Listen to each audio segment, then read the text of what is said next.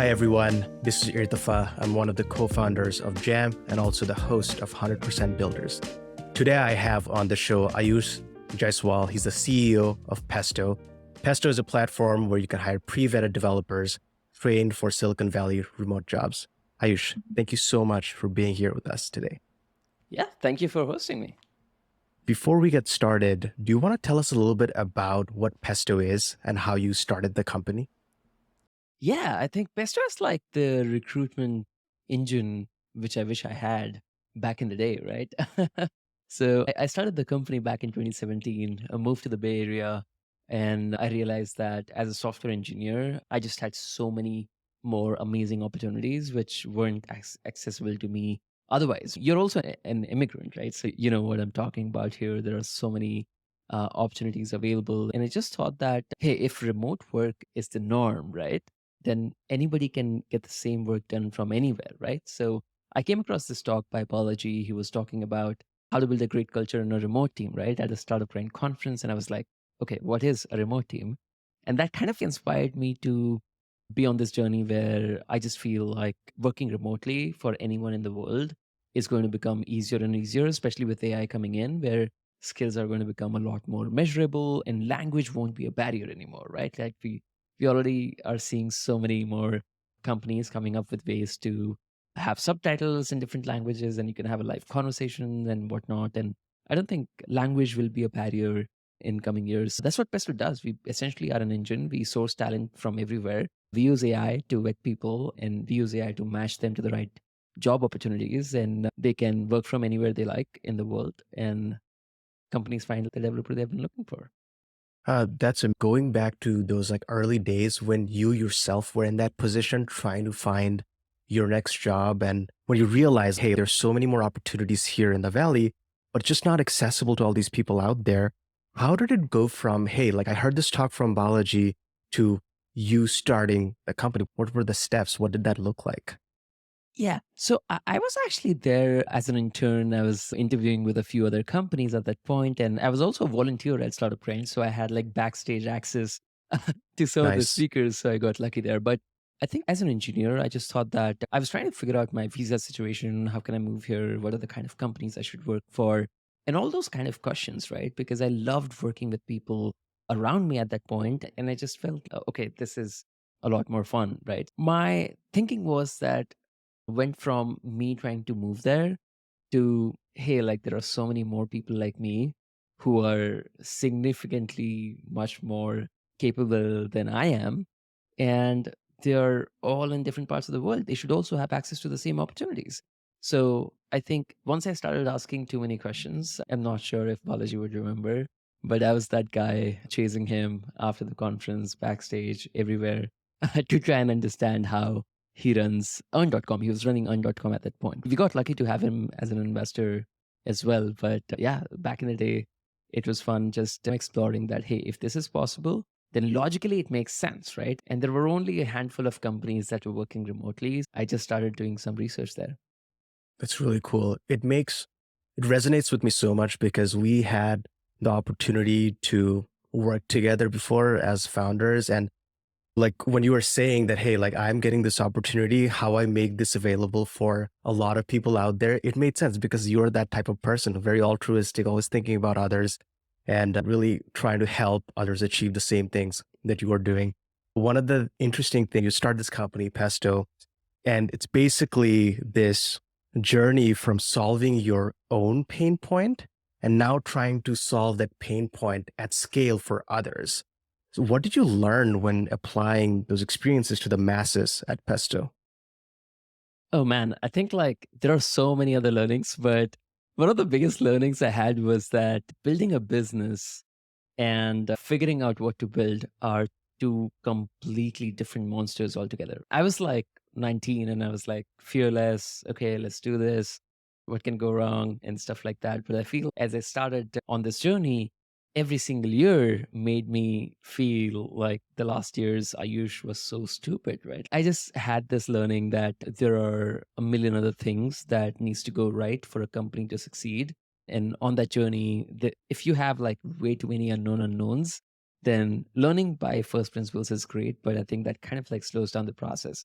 But yeah, the journey has been amazing and have learned a bunch of things on the way. But that was like the key there, that understanding that, okay, like solving it for a few people, creating a lot of value for a few people is very different from solving the same problem for a lot of other people at scale.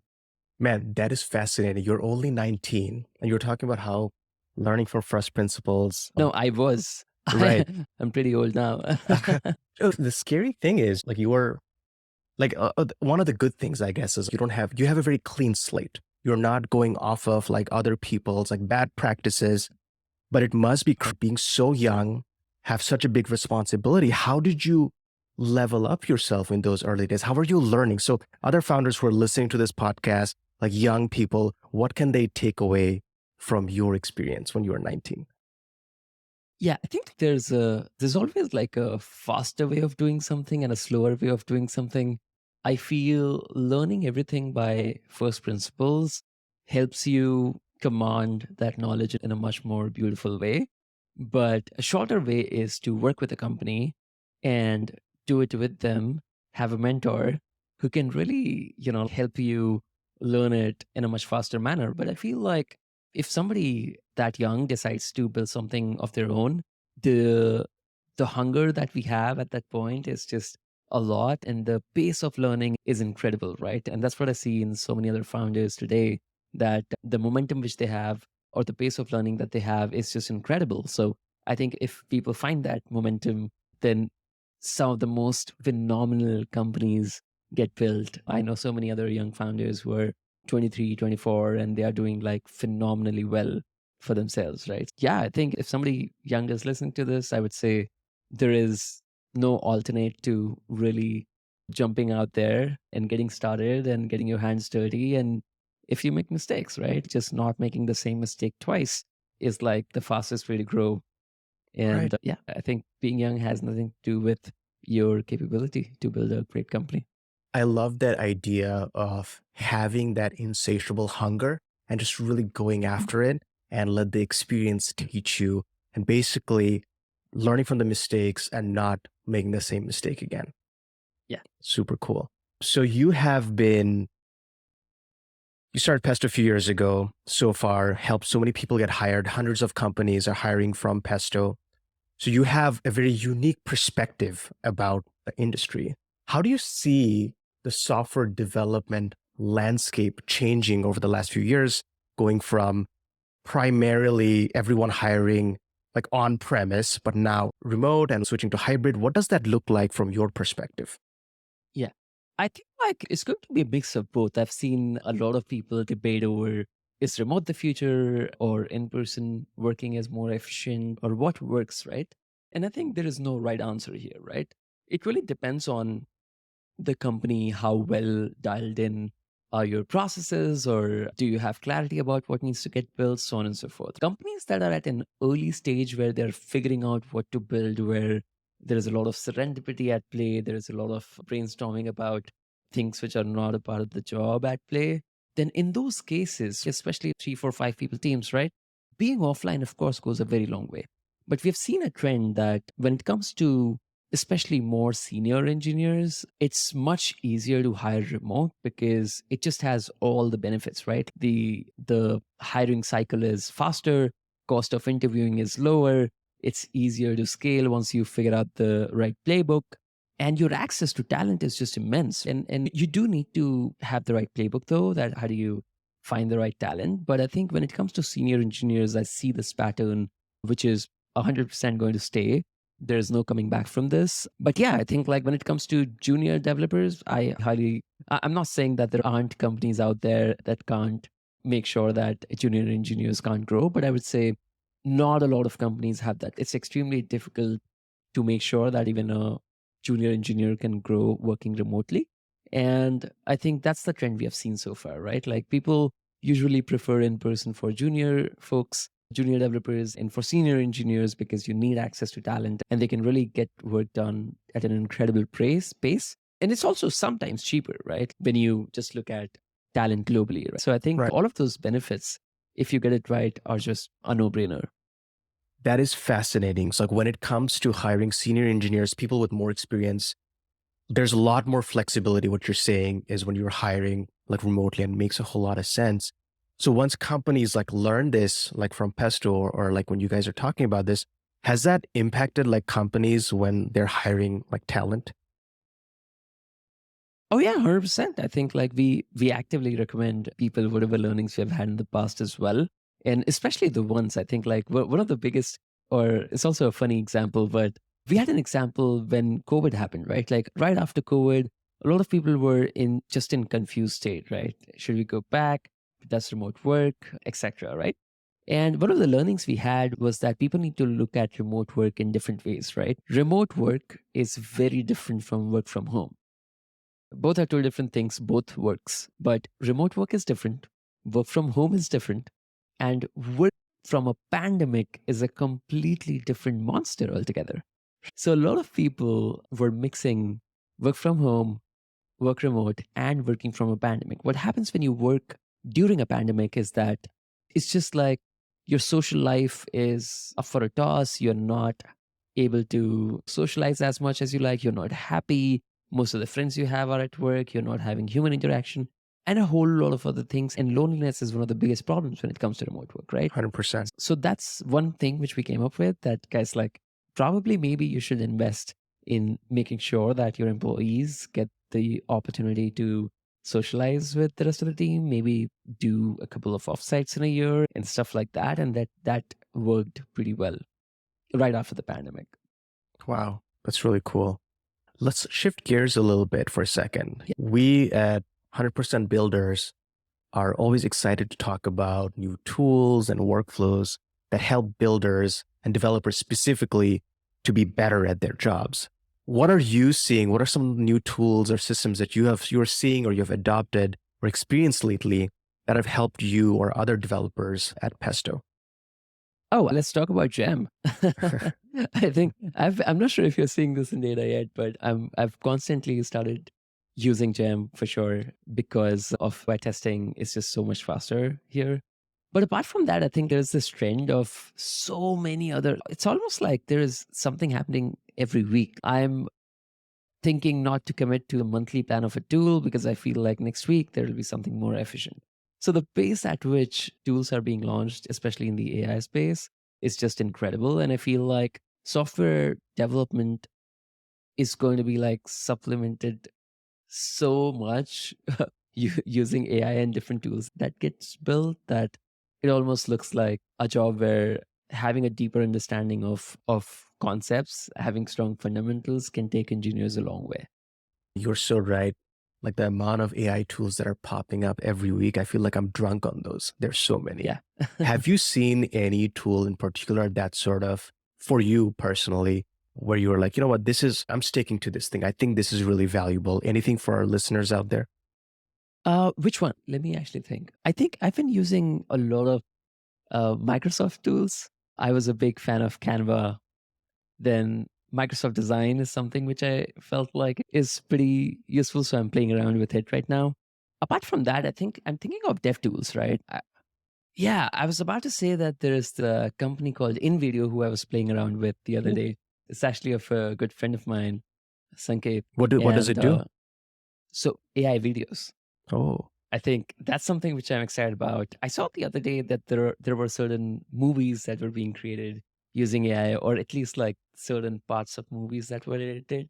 And another video which was completely AI generated, but had a story written by AI and stuff like that. So I think that's it'll pretty probably cool. take slightly longer to for us to just absorb AI content over human content, but I think it shouldn't take more than a year Yeah, at this pace. yeah. And I think what would be really interesting is I've been there, like where I spend like hours and hours on TikTok or YouTube shorts or Instagram reels. And I wonder how many of those videos are AI generated. I think that's going to be the fascinating part where one of these companies will announce, oh, 50% of these videos that you're Yeah, watching will just completely AI generated. I think that's going to be really yeah. cool to see. I think Um, GitHub released a report that like a very significant percent of code is already being written by AI. More than wow. 55, 60%, something like that. Have you thought of, are your developers in the company using Copilot at all? Like in what, All I the guess time. like all the time. Okay. Okay. That's fascinating. That's something that we have been thinking about. Okay, should we just ask everyone to use Copilot because you'll be like Yeah. 80% faster for just the menial tasks of boilerplate Yeah. stuff.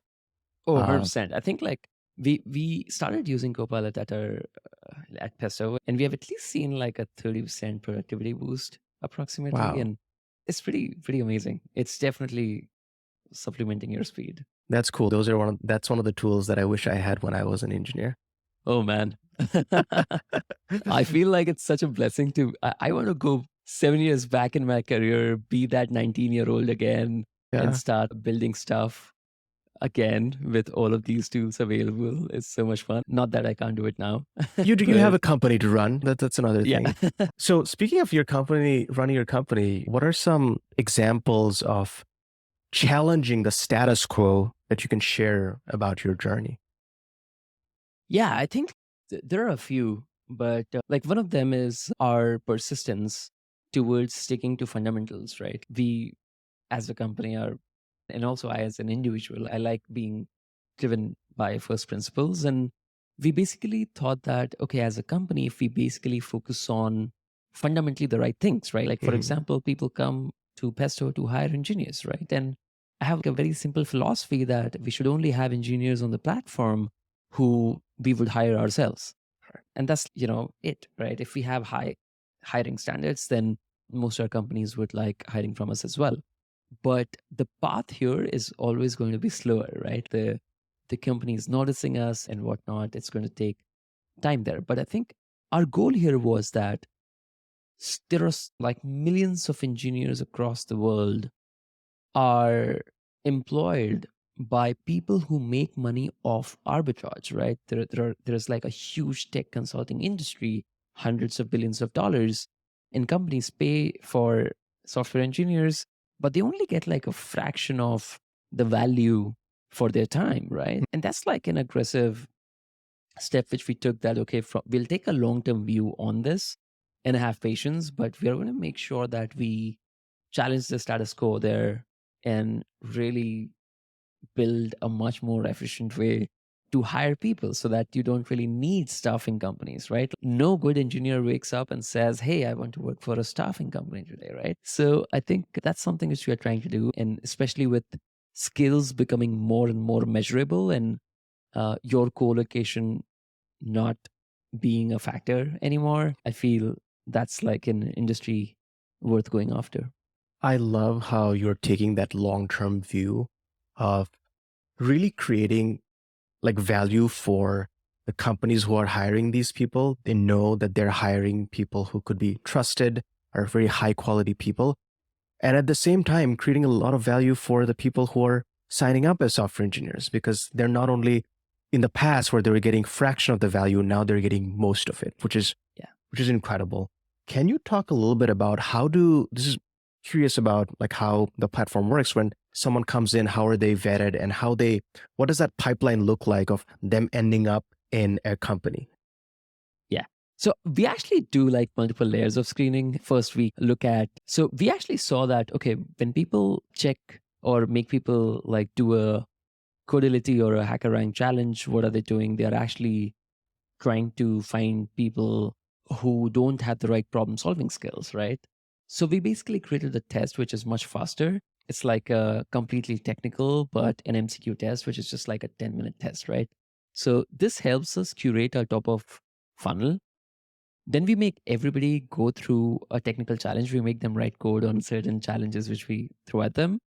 And then we use AI to look at their code and judge them on various different parameters, including code cleanliness and what are the paths they're taking, things like that. And once they're done with both of these, we make them go through a cultural screening round to make sure that their language proficiency is at par and they could speak multiple languages. That's an option we have. Yeah. We check for their communication, followed by a technical round where we give them a take home assignment and they finish that. And the PR is again reviewed using AI. And then we use all of these data points to not just list them on the platform, but to also match them with somebody who's looking for a particular developer, right? So that's how like the process works broadly.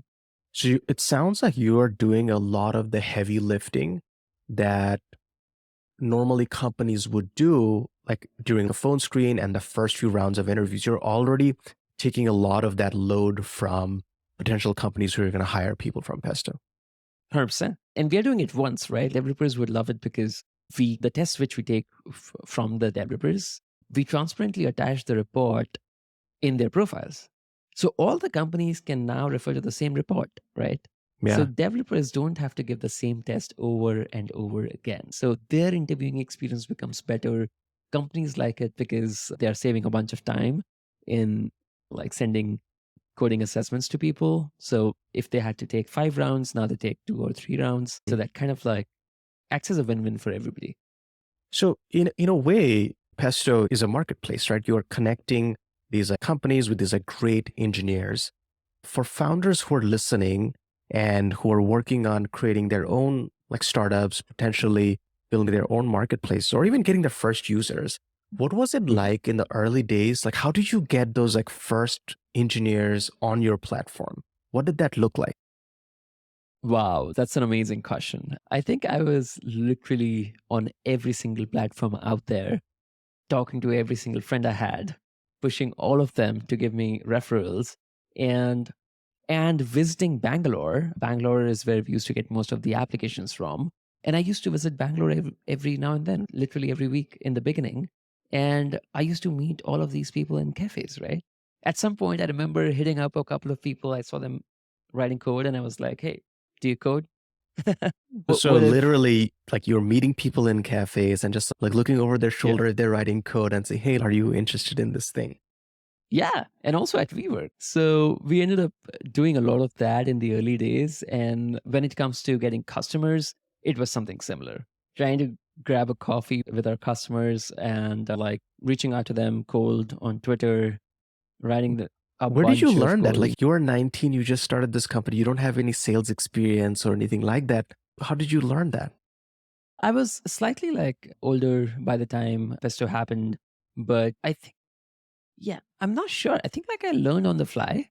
I remember I remember binge watching HubSpot curriculum.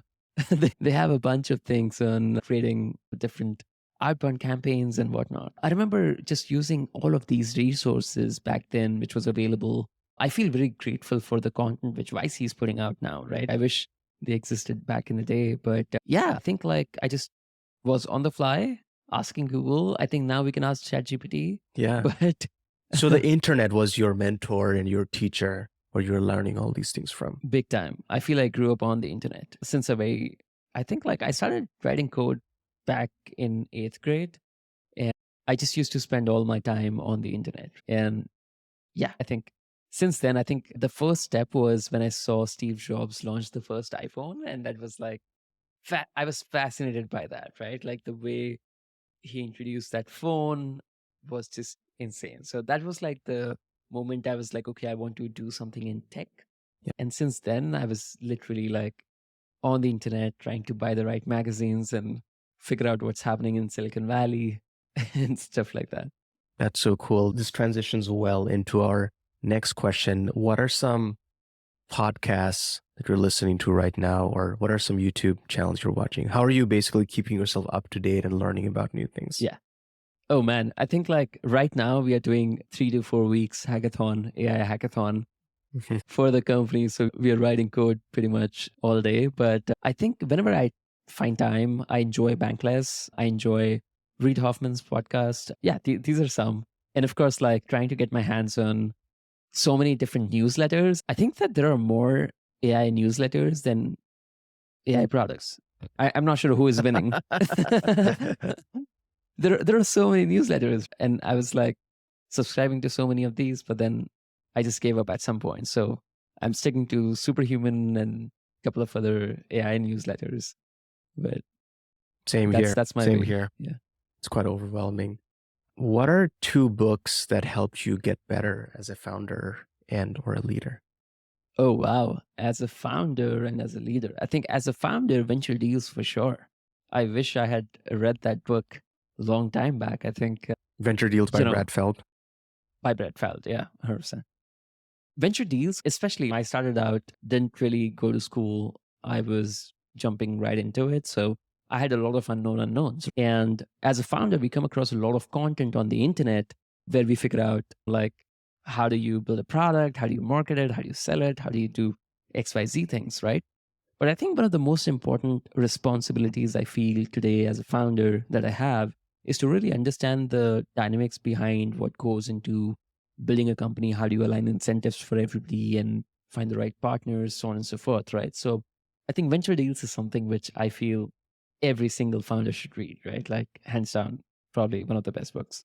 And I think Hard Thing About Hard Things is like classic, goes a very long way. I read that a few years back, but that was like probably one very impactful book for me. I was going through really hard times. This is during COVID, and that was like a really amazing book. Oh, right now I'm reading High Output Management. By Yes. Andy Grove. Oh, dude, Andy Grove. that's my Bible. Oh, Yeah. so that's one I would highly recommend. Like, I haven't finished it yet, but reading High Output Management by Andy Grove is fascinating. I absolutely love it. Cool, man. Thank you again so much for jamming with us today. Before you go, anything you want to like call out or announce or anything you want to share about Pesto is working on? Yeah, I think like we are working on, again, I'm sure everybody is trying to make the best use of AI. But we're trying to do the same, and we're really surprised by the results we've got. So, yeah, I think next month we are launching this platform where we're getting software engineers from many different countries, I think at least 10 plus, and we are vetting them and we'll be matching them everything driven by AI. And we also train engineers. A part of our cohorts is training coaching programs, and that is also going to be powered by AI. So the entire assessments and stuff like that. So really excited about the launch next month. So that's what's cooking. Yeah, pretty That's much. exciting. It's exciting. Yeah. Cool. Thank you so much again. Awesome. Thank you so much for hosting me, man. This was a lot of fun. Hey everyone, thanks for checking out this episode of 100% Builders, a podcast by Jam.dev.